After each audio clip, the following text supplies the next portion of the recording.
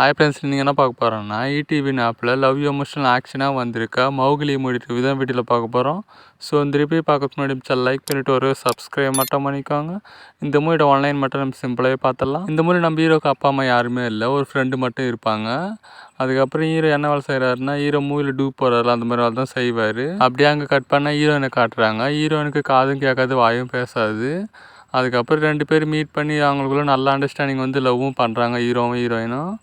அப்படியே வில்லனோட ஒரு entry. Villain heroine மேலே ஆசைப்பட்டிருப்பான், ஆனால் இவங்க 2 பேர் தான் லவ் பண்ணுறாங்க. வில்லன் ஹீரோயினை எப்படியாச்சும் அடைஞ்சாகணும்னு நினைக்கிறான். அதுக்கப்புறம் ஹீரோவுக்கும் ஹீரோயினுக்கும் ஒரு சில பிரச்சனை வருது. அந்த பிரச்சனையை சரி பண்ணி கடைசியில் ஹீரோவும் ஹீரோயின் ஒன்று சேர்ந்தாங்களா இல்லையா, இதுதான் இந்த மூவியோட ஆன்லைன். இந்த மூவி எனக்கு பிடிச்சான்னு கேட்டிங்கன்னா, இந்த மூவி எனக்கு பிடிச்சிது. இந்த மூவியோட ஃபஸ்ட்டாக பார்த்தீங்கன்னா சூப்பராக கொண்டு போயிருந்தாங்க. ஸ்க்ரீன் ப்ளேவும் சரி, ரைட்டிங்கும் சரி, செம்மையாக பண்ணியிருந்தாங்க.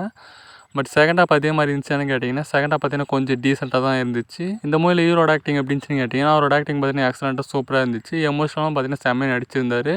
அதே மாதிரி ஹீரோனோட ஆக்டிங் பார்த்தீங்கன்னா நீட்டாக இருந்துச்சு. மெயினாக இந்த மூவியில் ஒரே விஷயம் சொல்லியே ஆகணும், ஹீரோக்கும் ஹீரோனுக்குமான லவ் போர்ஷன்லாம் பார்த்தீங்கன்னா சூப்பராக எடுத்திருந்தாங்க.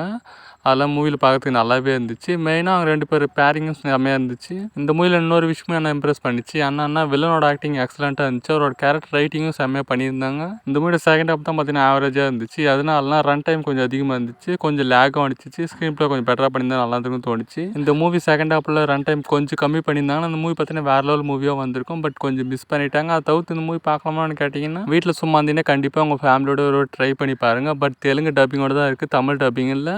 இந்த மூவிக்கு ரேட்டிங் பார்த்தீங்கன்னா 5க்கு 3.25.